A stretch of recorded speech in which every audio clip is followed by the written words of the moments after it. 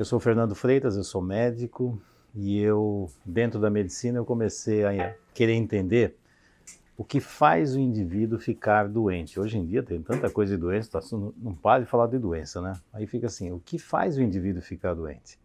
E nessa busca de entender a doença e entender a cura, eu acabei andando por tantos lugares e aí eu acabei chegando num lugar muito estranho, que é exatamente a consciência sistêmica, que é a abordagem que eu criei, pegando tudo que eu fui aprendendo nesses 40 anos de jornada que eu estou aqui terminei a faculdade de medicina em 80, e de lá para cá eu estou nessa jornada para conhecer o ser humano e o que faz ele adoecer. E uma coisa básica que eu fui observando é que mais importante que a doença é o doente. O foco é sempre o doente e o indivíduo. E pesquisando tudo isso, o que aconteceu? Eu comecei a entender como é que funciona esse ser humano e se esse ser humano está saudável ou doentio na sua vida. Se ele estabelece relações saudáveis com a vida ou não. E aí acabei entrando por várias áreas, e uma das áreas que é a parte da psicoterapia corporal, que é o que eu vou falar aqui sobre leitura corporal.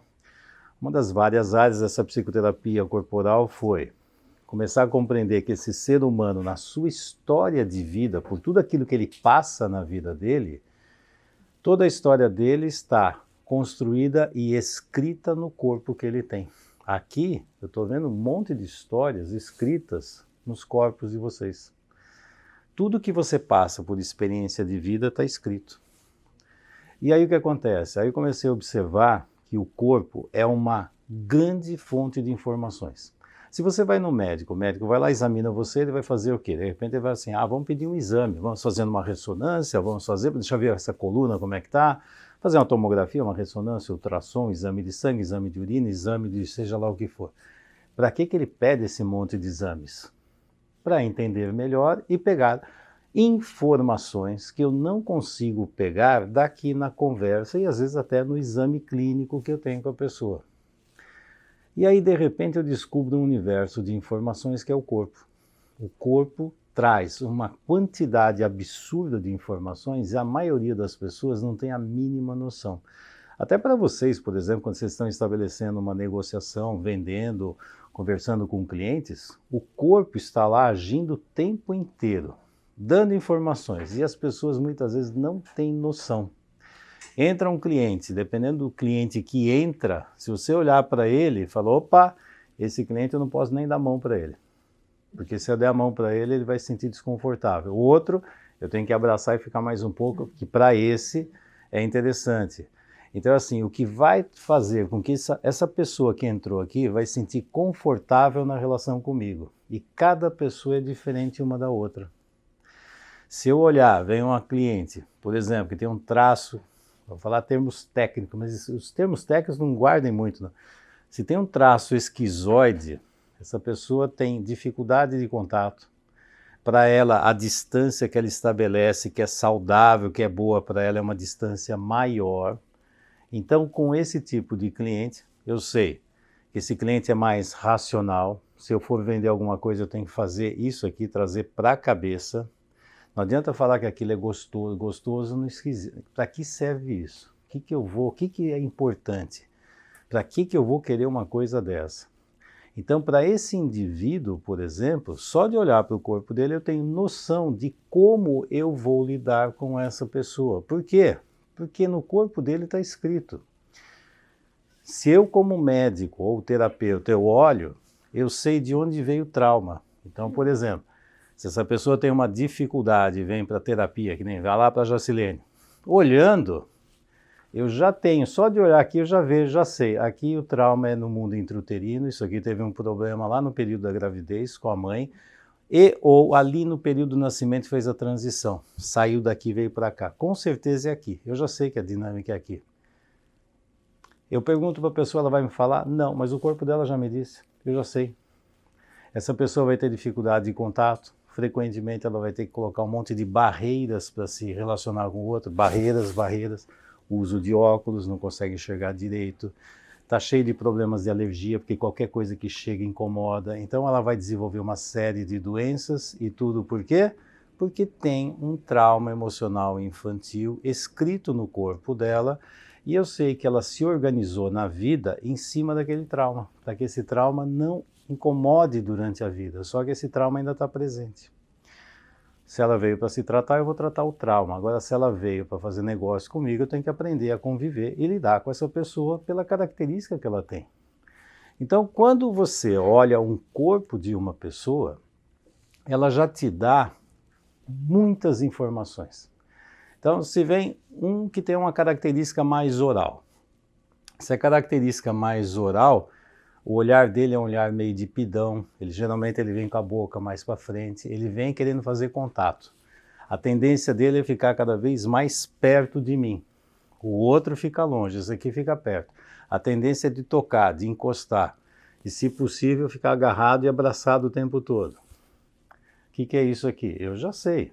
A ferida emocional foi num período lá entre 1 ano de idade, que teve a falta da mãe nesse momento. Então a pessoa está sempre buscando aquilo que faltou. E a tendência é buscar isso aqui. Essa pessoa, quando vem comprar alguma coisa, por exemplo, ela vai falar muito das sensações, o que preenche ela, como ela vai se sentir bem tendo aquilo dentro dela, perto dela. Se você começar a falar desse jeito, está falando a minha língua, é exatamente o que eu vi. Se você falar isso para o esquizoide, ele sai de perto. Você não pode usar essa técnica com ele, porque com ele vai ser diferente.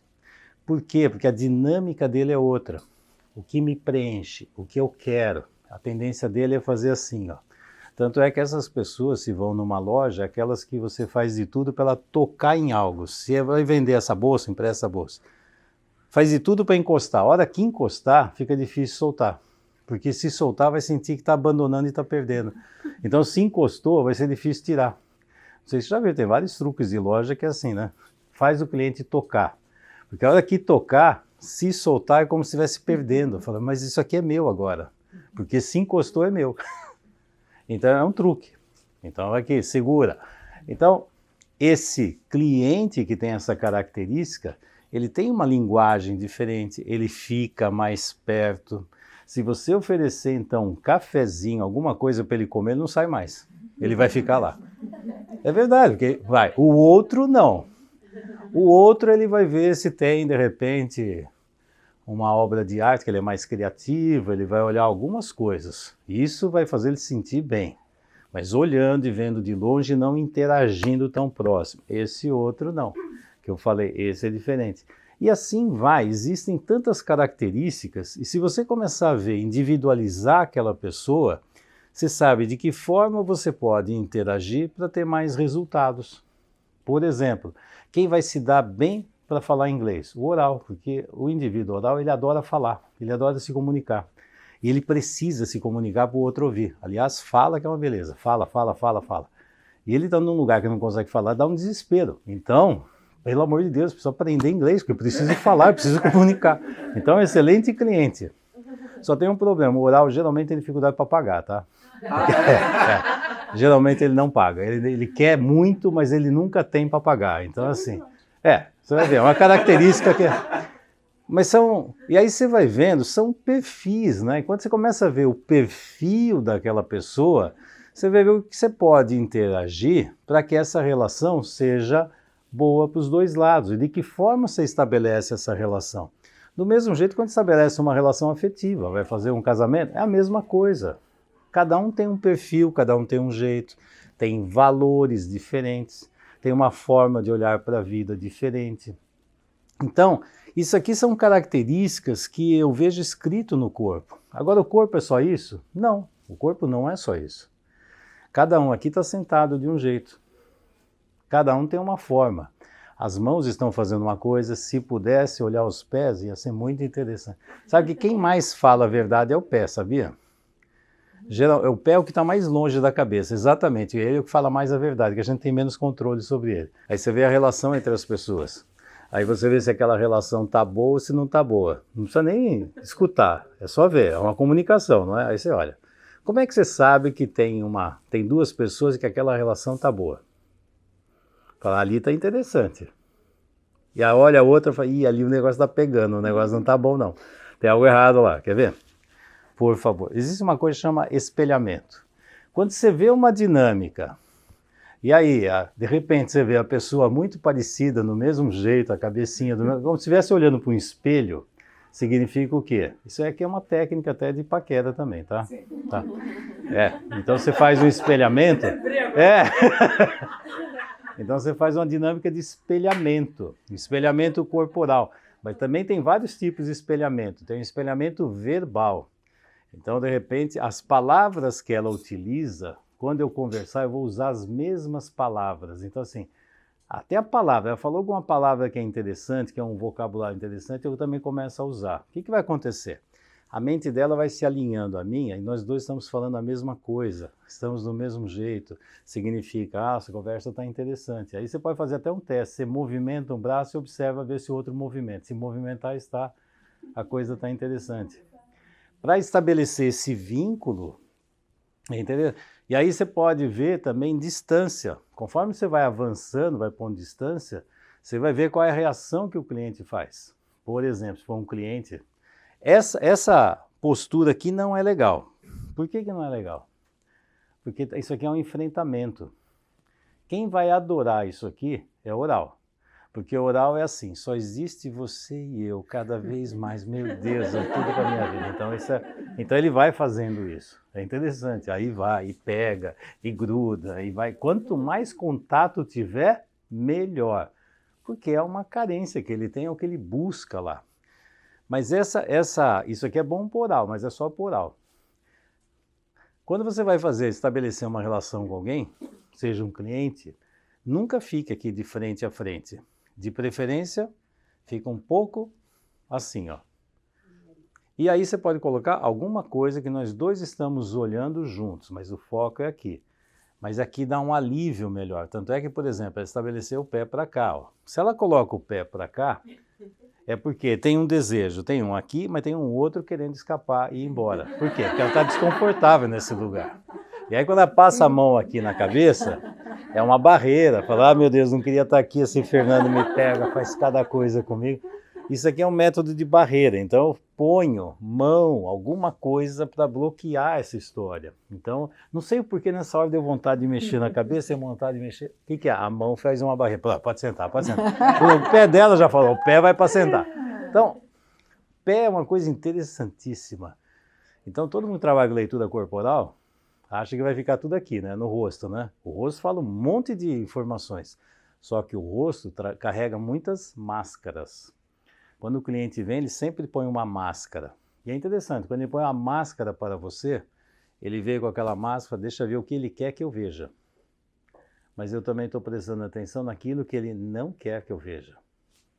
E também presto atenção nas coisas que escapam durante a fala, porque de vez em quando saem umas reações estranhas, um olhar, um sorriso.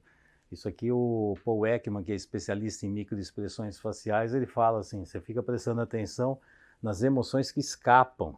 E quando você está com um cliente, se você ficar atento, você vai vendo. Você mostra um produto, ele fez um negócio assim meio de nojo, rapidinho, eu falei, isso aqui você mantém distância, isso aqui não vai dar certo.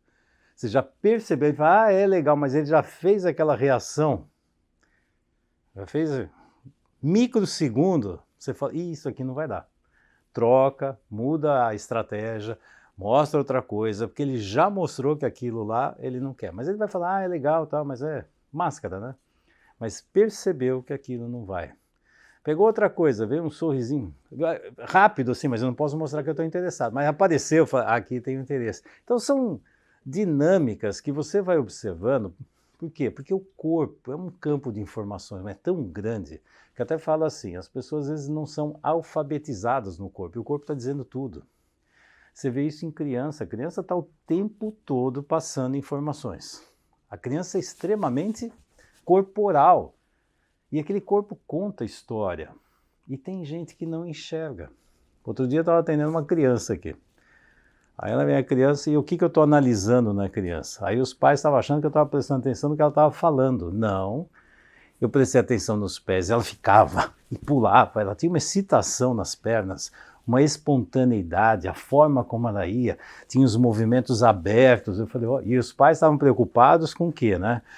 Tem uma coisa que está assim. Eles estavam olhando só para o problema que eles viam. E eu olhava para a criança, eu falei, gente, essa criança tem muitos recursos. Eu sou uma pessoa estranha, diferente, aí eu observei como é que ela lida comigo, que eu sou estranho, e aí a capacidade de de comunicar, interessantíssima, foi ok. Seria diferente se ela tivesse fechada, com uma vozinha para dentro, olhando para cá. Nossa, não, tinha uma vivacidade. Eu fui gozado, né? Esses pais estão vendo alguma coisa nessa criança, mas não é ela. Adivinha o que eles estavam vendo nessa criança? Eles estavam vendo eles, os problemas que eles carregam. Então isso é uma outra história. Eu falo, gente, no que eles estão enxergando aqui? E aí, dentro da constelação, uma coisa interessante, né? Quer ver? Vem cá. Só dá uma pitadinha que eu utilizo demais isso aqui em tudo quanto é área de trabalho, a parte da leitura corporal, mas assim, a constelação. Aí tipo assim, eu sou o pai ou a mãe, aqui tá a criança. Vem cá, André, você vai ser o problema. O problema. O André é cheio de problema, o problema. E aí fica assim, então, eu tô aqui, meu filho tá aqui tá o problema dele. Para quem que eu tô olhando? Para onde eu não estou olhando? Para o filho ser visto, o que ele tem que fazer? Carrega o problema. E aí ele começa a incorporar o problema. Que aí agora eu vejo, incorpora o problema. Aí ela vai carregar esse problema, porque a partir do momento que ela carrega o problema, eu estou olhando para ela. Deu para entender? E aí ela começa, até corporalmente, a carregar o problema. Aí fala, tá vendo? Eu estou preocupado, eu tenho que ver, pode sentar, você não é mais problema, agora é só o André. Então são detalhes sutis. E aí, pode sentar, Jássio, obrigado. São detalhes sutis, mas assim, quando você olha para essa dinâmica, você vai observando.